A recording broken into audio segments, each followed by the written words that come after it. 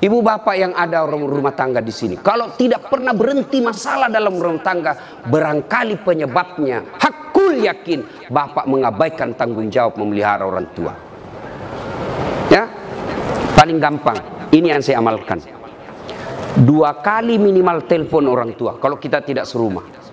Baru bangun telepon, "Mak, Pak, gimana kabar? Alhamdulillah, terima kasih sudah menikahkan saya." Hari pertama. Hari-hari berikutnya, "Pak, gimana kabar? Apa sarapan pagi ini? Doakan, Pak, minta doakan saya, Bu, minta doakan saya." Mau tidur, telepon lagi, "Mak, gimana kabar? Ma, jangan lupa maafkan orang-orang yang salah hari ini, Mak, karena itu resep kebahagiaan dalam hidup." Coba lakukan itu dulu. Ya, jangan malah menelpon ibu kita, menelpon manajer kita, kita abaikan. "Mak, tunggu dulu ya, menelpon manajer saya." Itu sumber masalah hidup. Terbalik mestinya, "Pak manajer, mohon maaf, di jalur lain ibu saya menelpon, 10 menit kemudian saya telepon balik Bapak." Itu yang baik. Jangan malah, "Mohon maaf Pak, ada Bapak manajer saya telepon, saya tutup dulu Pak ya." Melukai perasaan orang tua. Ya.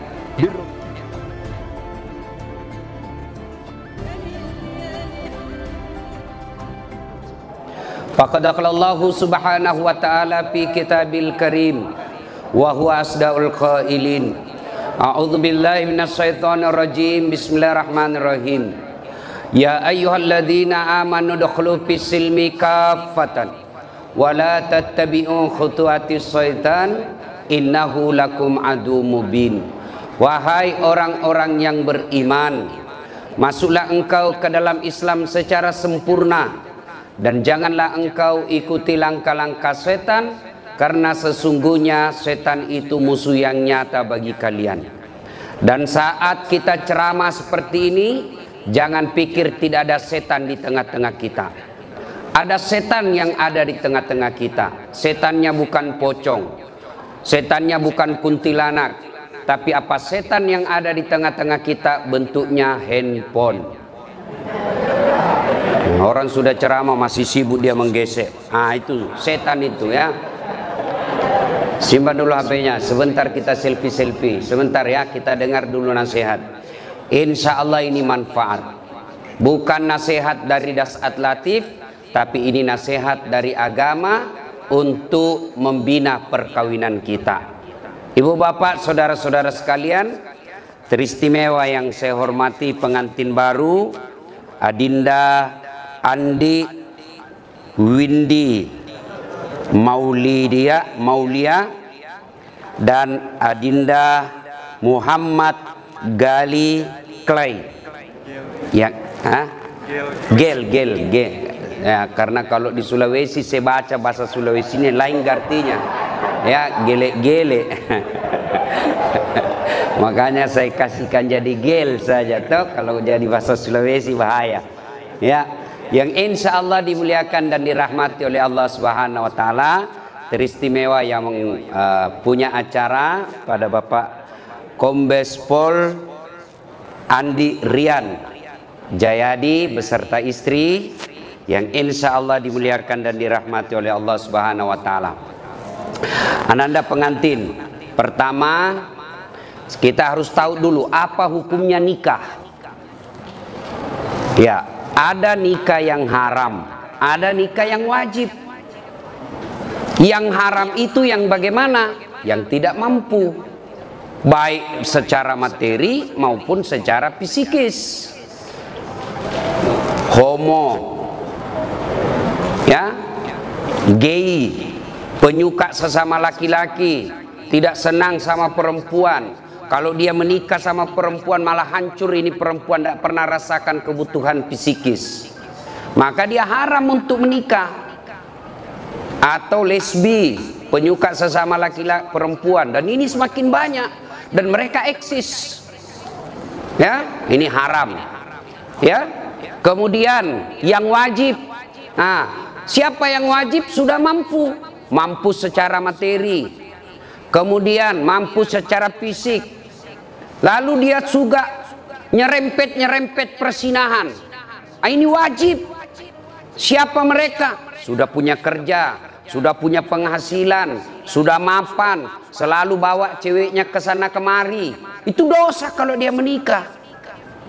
Maka dengar ini, yang jomblo-jomblo fisabilillah.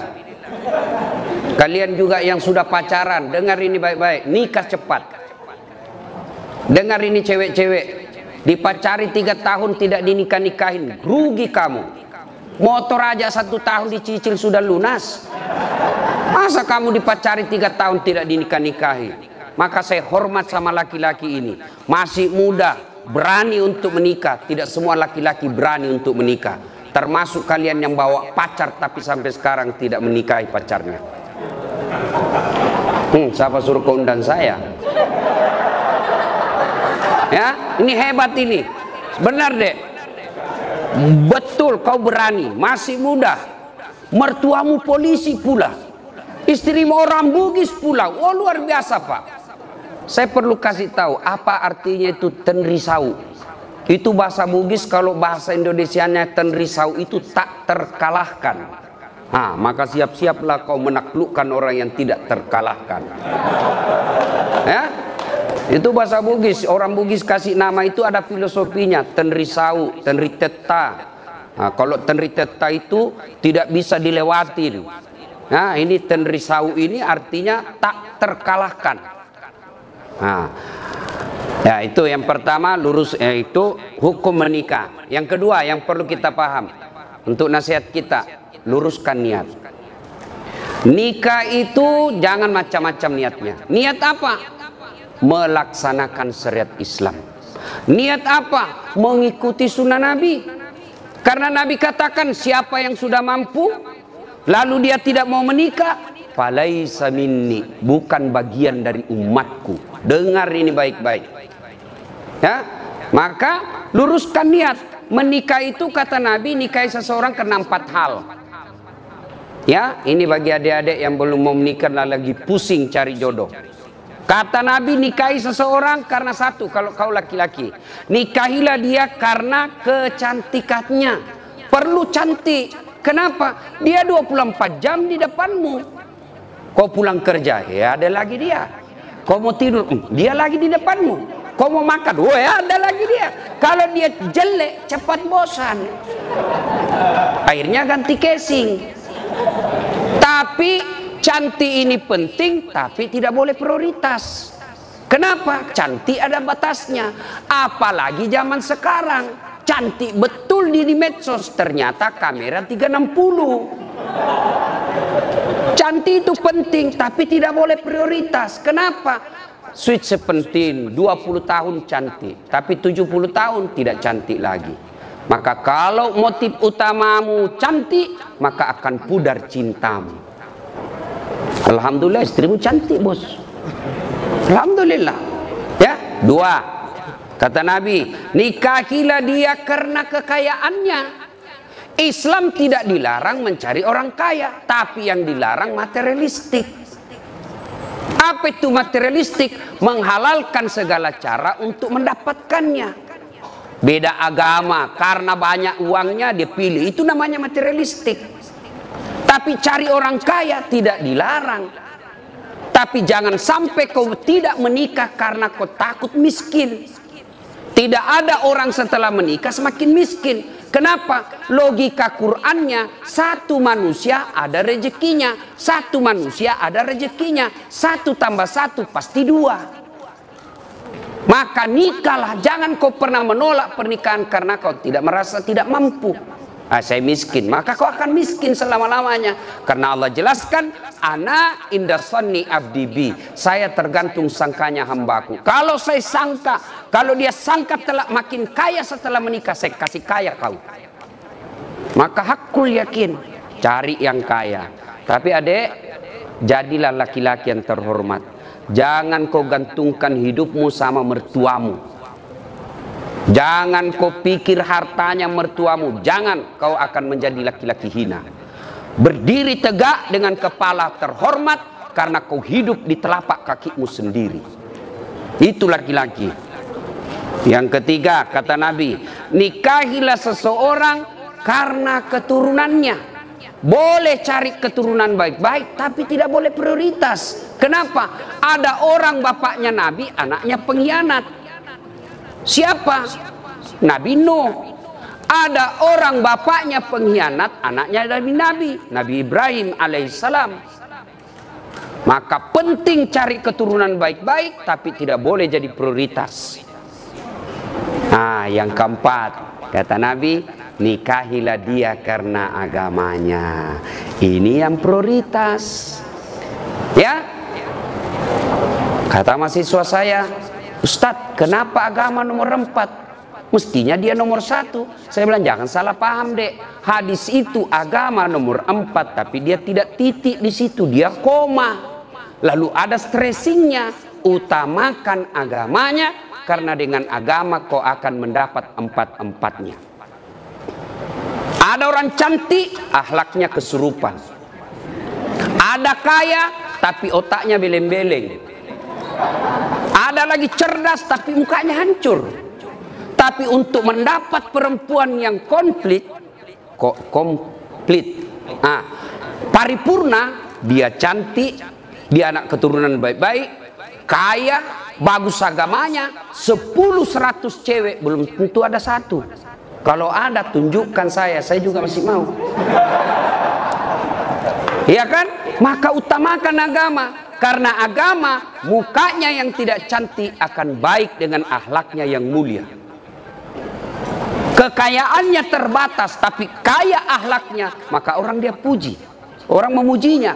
Maka utamakan agamanya, tapi karena dengan agama kau akan mendapat semua-semuanya. Luruskan niat. Yang ketiga yang ingin saya sampaikan, setelah ijab kabul ini, Dek, percayalah tidak ada keluarga yang tidak ada masalahnya. Ini semua ini. Muka-muka penuh masalah rumah tangga ini semua. Ya kan? Iya, percaya. Tidak mungkin ada rumah tangga yang tidak ada masalahnya. Rumah Ustadz banyak juga masalahnya. Apa masalahnya? Mau kawin lagi takut sama istrinya. Semua orang punya masalah. Jangankan Ustadz, Nabi aja ada masalahnya. Nabi manusia pilihan, tidak ada dosanya, doanya pasti diijabah Allah. Apa tidak ada masalahnya? Pernah beliau 3 hari 3 malam tidak makan sampai cucu beliau Hasan Hussein pucat. Dibuli, bukan lagi dibuli, diusir dari tanah kelahirannya Mekah. Siapa yang mengusirnya? Pamannya sendiri. Tuh Nabi. Bahkan pernah dalam kesetiaan rumah tangga, beliau pernah difitnah, Aisyah selingkuh. Itu rumah tangga Nabi, apalagi rumah tangga milenial. Pasti banyak masalah. Saya kasih kau contoh. Sebelum kau nikahi ini adik, apa masalahmu? Diterima ndak ya? Diterima ndak ya? Diterima ndak? Sudah, diterima. Selesai masalahmu. Oh, ada lagi masalah. Ada corona. Mau menikah ada corona. Ya, selesai menikah seperti ini, apa selesai masalah? Muncul masalah baru, mau punya rumah. Sudah punya rumah, selesai masalah, mau punya anak. Tidak ada orang tidak ada masalah. Saya kasih lagi contoh. Istri cantik, kau kira bukan masalah? Istri cantik digoda orang. Apalagi kalau suaminya jelek. Lebih masalah lagi tuh, bos. Untung ini pasangan sama gagah dan cantik, klop. Berarti bagus kalau jelek istri, Ustaz. Istri jelek dihina orang. Kita lagi yang malu jalan sama dia. Pergi pesta pengantin duluan aja, Dek, nanti saya menyusul. Sampai istrinya, Bang, di mana kau, Bang? Nggak jadi saya mencret.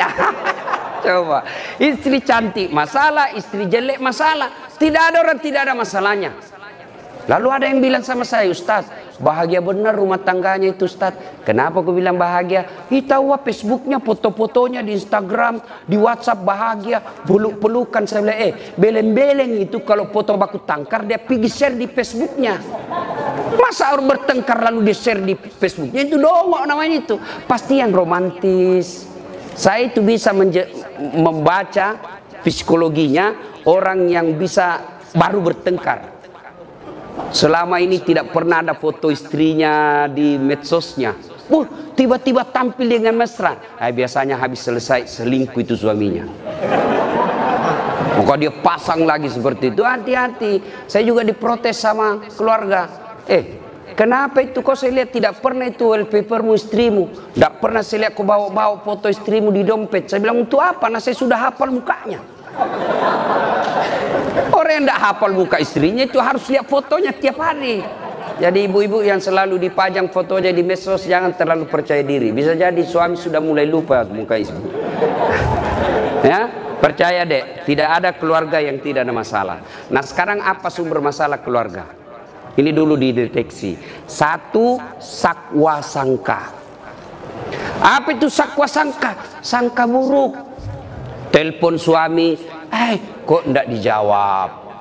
Mulai gelisah. Sangka baik. Telepon suami tidak ada jawaban. Oh, berarti suamiku lagi sholat duha di kantor. Telepon 1 jam berikutnya tidak dijawab. Oh, lagi menghadap komandan. Telepon tidak dijawab.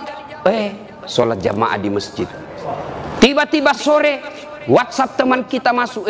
Saya lihat suamimu bonceng cewek cantik betul. Oh, berarti suamiku nge-grab. Nah, sangka baik. Saya serius ini, ya, sangka baik. Ya, begitu ada temanmu kasih ke informasi, jangan langsung sangka buruk, sangka baik. Tidak semua teman kita itu niatnya baik. Jangankan orang lain, sepupu belum tentu baik. Jangankan sepupu, saudara belum tentu baik informasi dia kasih kita. Bisa jadi dengki. Siapa contohnya? Yusuf alaihissalam. Siapa yang dorong Nabi Yusuf masuk sumur? Saudaranya. Masa si Ustadz? Itu kan paman saya, saudara bapak saya. Siapa? Abu Lahab. Pamannya Nabi. Masa dia mau jahat sama keluarga saya, Ustadz? Dia kan masih sepupu 1 kali sama saya. Abu Sofyan itu sepupu 1 kali. Jadi ketika kau terima informasi, jangan telan bulat-bulat. Itu yang orang wartawan bilang check and recheck. Bahasa agamanya tabayun. Karena belum tentu informasi yang kita terima benar. Betul dia bonceng cewek, ternyata yang dibonceng itu adalah orang yang mogok motornya dan dia perlu pertolongan baik-baik. Maka dia akhlak baik itu suami. Ketika kita sangka buruk, tidak pernah tenang. 3 tahun berkeluarga, tidak punya anak. Akhirnya di tahun ke-4 dia pergi periksa ke dokter, ahli kandungan. Tes. Ternyata kata Pak Dokter, Ibu dokter, Bu, Ibu sudah terlambat 2 bulan. Senang sekali ini Ibu. Dia telepon suaminya, Pak, di tahun ke-4 ini alhamdulillah saya sudah terlambat 2 bulan. Kata suaminya, alhamdulillah. Dia sujud syukur. Tapi Bu, tolong ya, ini rahasia berdua. Jangan kau cerita-cerita. Baik Pak, ini rahasia berdua. Beberapa hari kemudian datang petugas PLN. Assalamualaikum. Waalaikumsalam. Siapa ya Pak? PLN. Kenapa Pak? Ibu terlambat 2 bulan. Kenapa bisa dia tahu ini? Pasti suamiku lagi yang cerita. Mulai buruk sangka. Datang suaminya cari nafkah, capek, kepanasan, kena macet, setengah mati pakai masker. Sana terancam corona di luar. Lalu baru datang, Assalamualaikum. Apa Assalamualaikum? Assalamualaikum. Pembohong memang kamu. Apalagi pembohong. Kenapa itu PLN dia tahu saya terlambat 2 bulan? Pasti kau yang cerita. Bukan, demi Allah. Siapa PLN tahu? Saya tidak tahu. Kenapa PLN tahu saya terlambat 2 bulan? Dia datanglah ke PLN ini, suaminya juga marah-marah. Ada apa kau tahu istriku terlambat 2 bulan? Ini Pak, ada catatannya. Untuk apa kau catat-catat? Hapus itu. Boleh dihapus Pak, tapi Bapak bayar dulu. Kalau saya tidak mau bayar, ya terpaksa punyanya Bapak diputus. Kalau punya aku diputus, apa dia pakai istri saya di rumah? Ya terpaksa pakai lilin. Ini akibat sangka buruk. Ya, maka sangka baik. Semakin berkeliaran sangka buruk dalam rumah tangga dan hatimu, aku yakin kau tidak akan pernah abadi berumah tangga. Ya? 2, penyebab masalah dalam rumah tangga, bohong. Berapa banyak rumah tangga berantakan gara-gara bohong. Bohong sekali, akhirnya apa? Menutupi kebenaran 99. Maka jangan pernah bohong, lebih baik jujur. Saya kalau ditanya sama istriku, kenapa kau bohong? Saya sayang kau, jadi saya bohong. Saya tidak mau lukai perasaan. Tapi akhirnya Allah takdirkan, kau tahu apa boleh buat. Maafkan saya sayangku. Kau tetap menjadi ratu dalam istana hatiku. Oh, senang sudah itu. Ya, perempuan itu dipuji, disanjung. Jangan selalu dibohongi. Ya? Nah itu, kalau kau mau punya rumah tangga bahagia, jujurlah. Dan berawal dari jujur itu, sampaikan saja. Dan kita juga putri cewek, jangan paranoid. Telepon, di mana kau? Saya di kantor. Di mana kau? Di kantor. Coba video call. Itu yang membuat kita kadang-kala cepat mati. Ya. Satu, ya. Yang keempat, ya. Sekarang semua rumah tangga ada masalah. Lalu kalau ada masalah, Ustadz, apa solusinya? Ista'inu bisabri wassalah. Sabar, perbaiki solatmu, saya yang selesaikan masalahmu. Itu janji Allah. Jadi dia berdua, ya, rumah tangga ini, rumah tangga milenial seperti kalian ini pasti berat. Resepnya dua, dek. Tingkatkan kesabaran, sempurnakan solatmu. Allah yang selesaikan. Apakah orang yang sholat tidak ada masalahnya? Ada masalahnya. Cuma Allah yang bantu selesaikan. Rasulullah ada masalahnya, tapi begitu ada masalah, beliau sholat. Kita manusia akhir zaman ada masalah, update status. Berdoanya di Facebook, berdoanya di Twitter. Teganian kau. Ya Allah, lindungi rumah tanggaku. Sibuknya Tuhan mau baca statusmu, bos. Berdoanya di mana? Di atas sajadah, selesai sholat. Ibu-ibu kadang curhat sama saya biarkan saja dia menangis-nangis. Nah, kalau ibu-ibu curhat itu jangan dibantah, dengar aja. Selesai itu saya bilang, Bu, sampaikan keluhan ibu bukan kepada saya, tapi kepada Allah dalam sholat tahajud atau sholat hajat. Minta kepada Allah. Ya Allah, Zat yang membolak-balikkan hati suami saya, Engkau yang maha memelihara. Pelihara suami saya dalam cari nafkah. Perempuan semakin liar, tapi jika Engkau memelihara suamiku, tidak ada perempuan yang mampu mengalahkannya. Masya Allah. Kau curhat saja. Kau dapat masalah rumah tangga, tak kusangka ternyata seperti ini. Jangan putus asa. Jangan putus asa. Maka ambil sajadah, kau mengadu kepada Allah, bukan mengadu di medsos. Ya? Nah, tingkatkan kesabaran. Nah, ini Bapak Ibu saudara-saudara sekalian. Nah, banyak yang bisa dilakukan ceramah, tapi waktu terbatas. Nah, sekarang yang kelima, resep gampang bahagia. Nah, resep gampang bahagia, birrul walidain, berbuat baik sama orang tua. Coba ini, dek, tamu-tamu kita, ada kehormatan kita, Brigjen, bintang 1 polisi. Siapa yang beliau lihat? Bukan karena 2 pengantin, tapi bapak.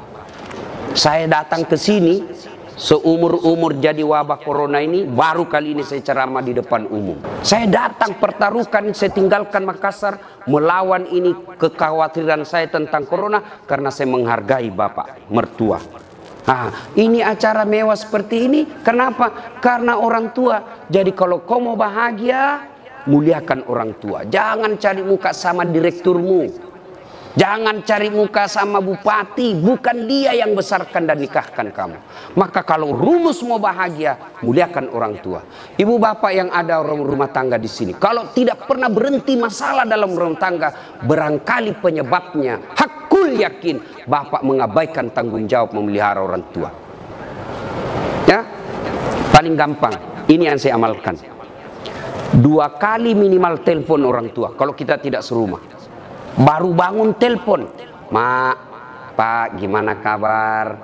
Alhamdulillah, terima kasih sudah menikahkan saya. Hari pertama, hari-hari berikutnya, Pak, gimana kabar? Apa sarapan pagi ini? Doakan, Pak, minta doakan saya, Bu, minta doakan saya. Mau tidur, telepon lagi, Mak, gimana kabar? Ma, jangan lupa maafkan orang-orang yang salah hari ini, Mak, karena itu resep kebahagiaan dalam hidup. Coba lakukan itu dulu. Ya, jangan malah menelpon ibu kita, menelpon manajer kita, kita abaikan. Mak, tunggu dulu ya, menelpon manajer saya, itu sumber masalah hidup. Terbalik mestinya, Pak manajer, mohon maaf, di jalur lain ibu saya menelpon, 10 menit kemudian saya telepon balik Bapak. Itu yang baik. Jangan malah mohon maaf Pak, ada bapak manajer saya telepon, saya tutup dulu Pak ya. Melukai perasaan orang tua. Ya, birrul walidain. Tidak ada rumah tangga yang sengsara kalau dia memuliakan orang tuanya. Itu aja rumus. Soal rezeki dek, jangan kau cemas. Allah sudah jamin rezekimu. Jangankan kamu yang sarjana, cerdas, cicak. Tahu cicak? Apa dia makan itu cicak dek? Nyamuk. Tidak masuk akal toh? Cicak di dinding, nyamuk terbang. Gimana mau ketemu? Satu di dinding, satu terbang. Tidak ada terminalnya. Gimana mau ketemu? Tapi Allah yang jamin rezekinya. Apa kata lagu kita waktu kecil? Cicak-cicak di dinding, diam-diam merayap. Datang seekor nyamuk, nyamuk yang datang. Tidak dikatakan lagu cicak lompat ke nyamuk, patah tulang dia. Maka tidak usah cemas soal rezeki, ya. Berbuat baik saja kau kepada kedua orang tuamu, gunakan ilmumu, Allah buka pintu rezekimu. Hakul yakin, ya. Nah, ini nasihat buat pengantin. Sekarang nasihat buat kita ini yang datang. Satu, biasanya kalau ada cara begini banyak yang tidak sholat. Ini untuk orang Islam. Gara-gara apa? Make up. Kuning, coklat, biru, krem, abu-abu. Tidak sholat. Ya, Ustadz bagaimana? Dilarang make up. Ibu-ibu kalau make up untuk bangga suami di depan samping itu ibadah. Kalau ibu make up supaya suami bangga, itu ibadah. Tapi jangan sampai make up membuat ibu tidak sholat. Bagaimana caranya Ustadz? Ibu wudhu dulu. Sudah wudhu make up. Setelah itu tahan kentut. Karena biar sudah wudhu sedikit aja Ustaz, tidak habis, tetap batal. Ya, apalagi yang membuat perempuan banyak tidak sholat. Apalagi nih anunya, apa namanya ini, jilbab yang selalu saya istilahkan jilbab sakaratil maut. 3 lapis dikasih miring sedikit, ada kayak pohon-pohon di belakang. Ya. Saya biasa lihat itu, saya bilang, belen-belen. Dia pakailah yang sempit, baju sempit, jalan setengah mati fating dulu deh dong. Coba kalau longgar, kan enak jalan ya. Tiba waktu sholat, hanyalah sholat. Kata suaminya, Bu, kau pergi sholat. Saya sudah umrohkan kamu 2 kali. Ini sudah mau asar, kau belum sholat. Apa kata ini? Sadar kau Pak. Saya sadar ini, saya suruh kau sholat. Kau tidak lihat ini jilbabku, 1 jam dipakai ini. Ya? Itu ya. Yang berikutnya, yang banyak kita langgar pada saat acara pengantin begini apa? Banyak praktik mubasir. Terutama itu air gelas. Belum habis kita tusuk lagi yang satu. Belum habis kita tusuk lagi. Jangan, itu uangnya orang. Ya, habiskan baru tambah. Makanan, saya orang kampung, saya waspada kalau acara pengantin di kota Pak. Karena belum tentu baik. Enak di mata, belum tentu sesuai di leher. Saya pernah dapat mie, saya kira mie panjang-panjang Pak. Saya ambillah, karena saya suka mie. Banyak-banyak, ternyata apa? Mangga. Waduh, saya mau sisa. Saya mau sisa. Saya sudah bilang jangan mubasir. Habis Pak, menderita saya Pak. Maka belum tentu enak di mata, belum tentu enak di leher. Ambil sedikit saja, ternyata nyaman, baru tambah. Tidak ada yang persilakan tambah Ustadz. Saya pakai teori diri saya. Enak, saya mau tambah, tidak dipersilakan. Saya persuruh diri saya, tambah Ustadz. Iya, mari. Ya, udah ya. Ketiga, biasanya kalau acara pengantin begini banyak yang pulang bawa dosa. Kenapa pulang bawa dosa? Datang mencela acaranya orang. Tidak enak makanannya, kayak basi. Padahal membungkus. Selalu saya istilahkan ibu-ibu Columbus. Tahu ibu-ibu Columbus? Kelompok ibu-ibu pembungkus. Ya. Kemudian ya. Sudah terakhir karena waktu terbatas ya. Ada yang saya lupa. Ini dek ya.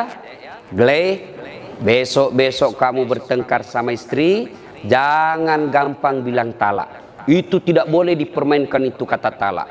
Selama masih kau niat untuk sehidup semati dengan istrimu, marah bagaimanapun, jangan ucapkan talak. Tidak boleh dipermainkan ini. Sama tadi akad nikah. Tidak boleh saya wakili kamu, saya terima nikahnya. Jadi meskipun saya main-main. Tidak boleh dipermainkan kata talak. Jadi besok-besok kamu marah, istrimu marah, bawa saya pulang ke orang tuaku. Baiklah, saya ke rumah mertuaku. Jangan gampang bilang talak. Saya talak kamu. Jatuh talak satu. Talak satu itu artinya masih boleh campur. Sama-sama malam rindu. Campur halal. Tapi kau bertengkar, saya talak kamu. Keluar rumah kau banting pintumu, saya talak kamu. Jatuh talak dua. Tidak boleh campur tanpa nikah ulang. Kalau kau campur tidak nikah ulang, maka sama hukumnya kau berzina. Saya talak kamu. Keluar dari rumah dia banting pintu, saya talak kamu. Naik di motor, saya talak betul kamu. Jatuh talak tiga. Artinya harus cerai dulu, pisah, menunggu masa iddah tiga kali haid. Lalu setelah itu menikah istrinya dengan laki-laki lain. Lalu dia cerai, nunggu lagi masa iddah, baru boleh nikah kembali. Hati-hati. Jadi jangan gampang bilang talak. Bagaimana kalau istri kita bilang talaka, talaka, talaka, talaka, talaka, talaka. Sampai enggak apa-apa, biar sampai di atas pantatnya. Enggak apa-apa. Biar dari talak dari pagi sampai pagi lagi enggak apa-apa. Kenapa? Hak talak ada sama suami, bukan sama istri. Ya demikian, mudah-mudahan ada manfaat. Ya, sebelum kita akhiri, mari kita kirimkan suratul Fatihah kepada Rasulullah Muhammad SAW. Khasiat dan keutamanya kita ikhlaskan kepada keluarga kita, anak kita, adik kita yang menikah hari ini. Mari kita kirimkan suratul Fatihah. Mudah-mudahan suratul Fatihah itu Allah berkahi rumah tangganya, dunia dan akhirat. Dan bukan cuma di dunia bahagia, juga nanti di akhirat dikumpulkan bersama keluarga besar beliau. Ila hadratin Nabi Mustafa Muhammad sallallahu alaihi wasallam. Al-Fatihah. Bismillahirrahmanirrahim. Rahmanirrahim. Maliki yaumiddin. Iyyaka na'budu wa iyyaka nasta'in. Shiratal ladzina an'amta 'alaihim ghairil maghdubi 'alaihim waladdallin. Amin.